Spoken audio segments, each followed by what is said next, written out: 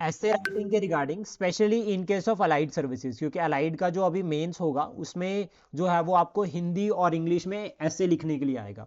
तो आपके पास यानी कि जो हिंदी का जो कंपलसरी पेपर होगा वहां पर भी जो है वो आपको ऐसे लिखना पड़ेगा, और एक जो है वो आपका इंग्लिश का पेपर होगा वहां पे भी आपको ऐसे लिखना पड़ेगा।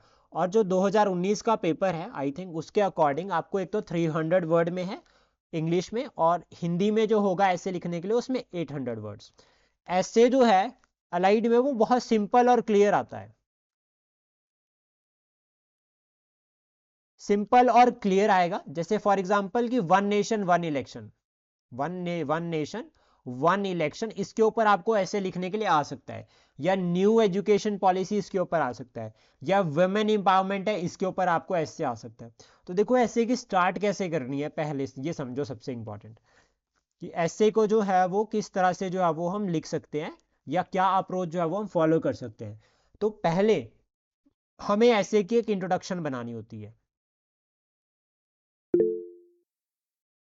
लेकिन हम क्या कर सकते हैं, ठीक है, इंट्रोडक्शन हमें बनानी होती है ऐसे की, आपके पास ना रफ वर्क दिया होगा, हमारे पास समय भी होगा और रफ वर्क भी दिया होगा। मतलब आपके पास या तो आप अपने क्वेश्चन पेपर पर ही, ठीक है, जो आपका क्वेश्चन पेपर होगा उसके ऊपर जो है वो रफ समरी बना लो कि हमें ये इस तरह से जो है वो ऐसे कोई सबसे पहले इंट्रोड्यूस करना है, और इंट्रोडक्शन हमें कैसे करनी है, इस तरह से कुछ पॉइंट्स अपना जो न्यू पेपर होगा उसी के ऊपर लिख लेना बेशक चाहे, ठीक है। और सेकंड उसके बाद क्या करना है आपको, या फिर आपके पास जो रफ स्पेस होगा उसमें आप अपनी जगह पहले ऐसे को फ्रेम कर दो कि मुझे ऐसे ऐसे करके लिखना है।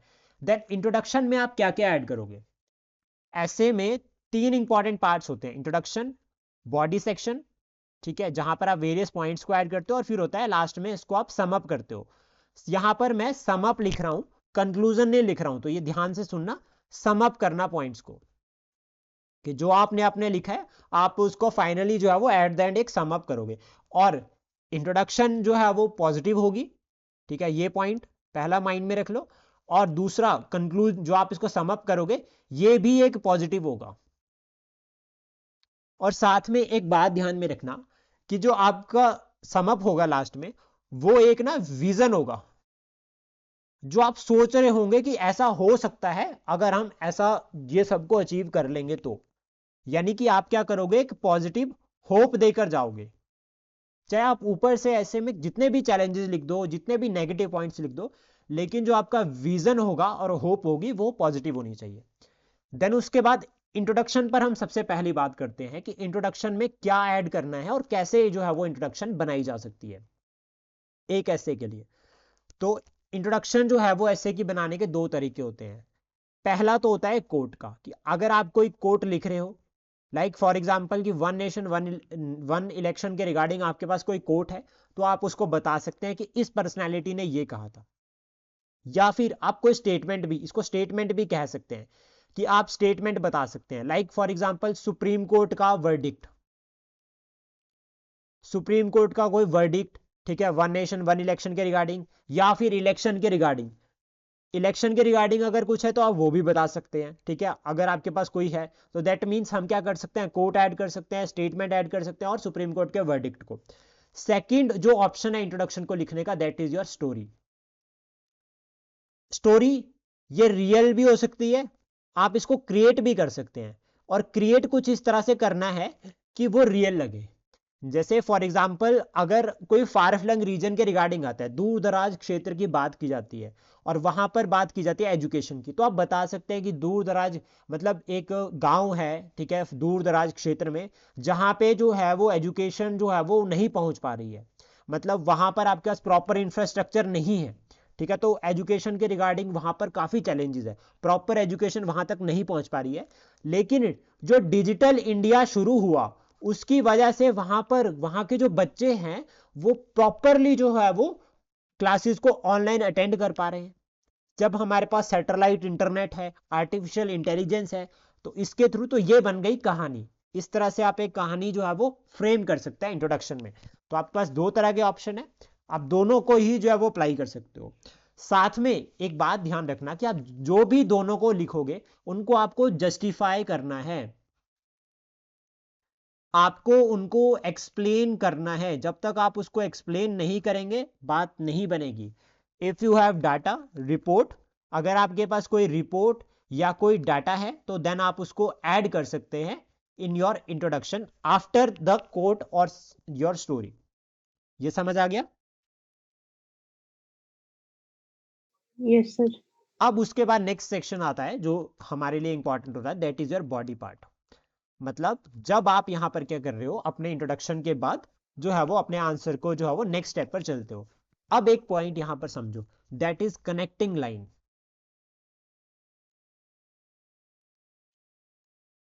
आपके पास एक कनेक्टिंग लाइन होनी चाहिए जो आपका फर्स्ट पैराग्राफ था और जो सेकंड पैराग्राफ होगा इन दोनों के बीच में। यानी कि एग्जामिनर को यह नहीं लगना चाहिए कि जब आपने नेक्स्ट पैराग्राफ शुरू किया तो वो अलग से शुरू हो गया। जैसे फॉर एग्जांपल कि आप लिख रहे हैं कॉजेज, ठीक है, कॉजेज फॉर रिडक्शन इन या decrease in quality of education, कि जो हमारी causes for decrease in quality of education, decrease in quality education. मैं सिर्फ एक एग्जाम्पल के लिए इसको बता रहा हूं। अब मान लो पहला पॉइंट आपने लिखा फाइनेंशियल क्राइसिस। फाइनेंशियल आपने बोला कि लोगों के पास अपने बच्चों को स्कूल भेजने के लिए पैसे ही नहीं है, दैट इज फाइनेंशियल। फिर फाइनेंशियल के बाद उसके बाद जब आपने एक पैराग्राफ इसका लिख दिया जिसमें आपने जो है वो आर्थिक कारणों को बताया, आर्थिक कारण के बाद जब दूसरा पैराग्राफ लिखना है तो आर्थिक कारण के साथ साथ कुछ सामाजिक कारण भी है।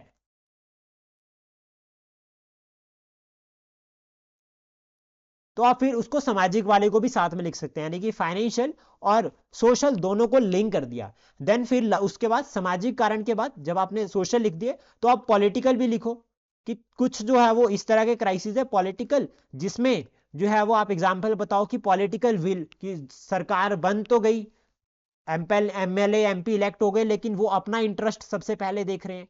ये पॉइंट आप ऐड कर सकते हैं।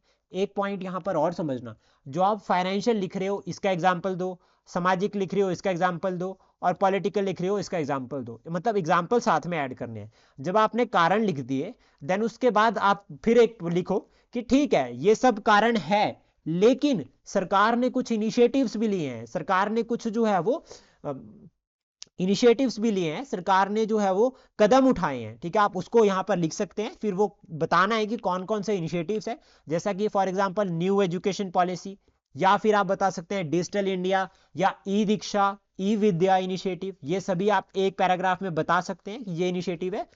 इन इनिशिएटिव के बावजूद सरकार को क्या करना चाहिए, कुछ और कदम उठाने चाहिए, जैसे कि फिर एक दो कनेक्टिंग लाइन हो गई, जैसे कि कैसे आप बता सकते हैं कि लोगों का भी सहयोग बढ़ाना चाहिए।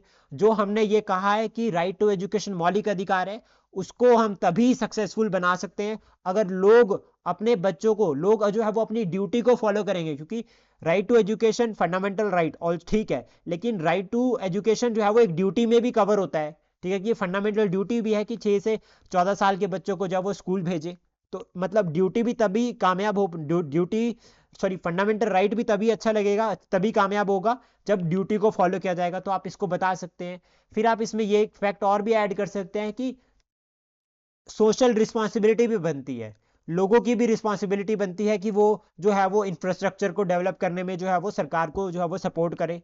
फिर आप इसमें एग्जांपल लिख सकते हैं, फॉर एग्जांपल हिमाचल प्रदेश में बहुत सारे जो है वो देखा जाता है ऐसा कि लैंडस्लाइड्स और रेनफॉल, जब लैंडस्लाइड्स की वजह से काफ़ी सारे स्कूल्स को जो है वो नुकसान होता है, या बारिश के टाइम पे काफ़ी सारे स्कूलों को नुकसान होता है। तो लोग क्या करते हैं, लोग कहते हैं कि आप हमारे घर में जो है वो क्लासेस लगा लो, गाँव पड़ोस के लोग बोलेंगे, या कोई कम्युनिटी हॉल होगा वहाँ पर क्लासेस वगैरह लग जाती है। तो ये आप एग्जाम्पल ऐड कर सकते हैं।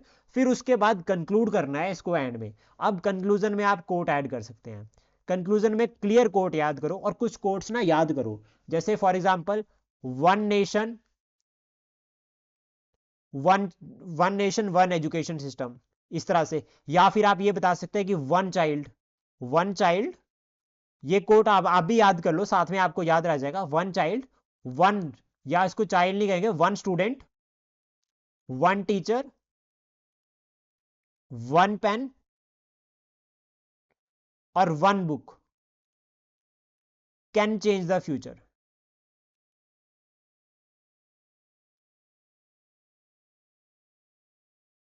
फिर कुछ कोट्स ऐसे होते हैं like a bird can not fly with one wing, जो है वो पक्षी जो है वो एक पंख के बिना नहीं उड़ सकता। इसका मतलब क्या हो गया कि दोनों पंख चाहिए। तो मतलब क्या होगा कि मेल और फीमेल दोनों की जरूरत है सोसाइटी की डेवलपमेंट के लिए।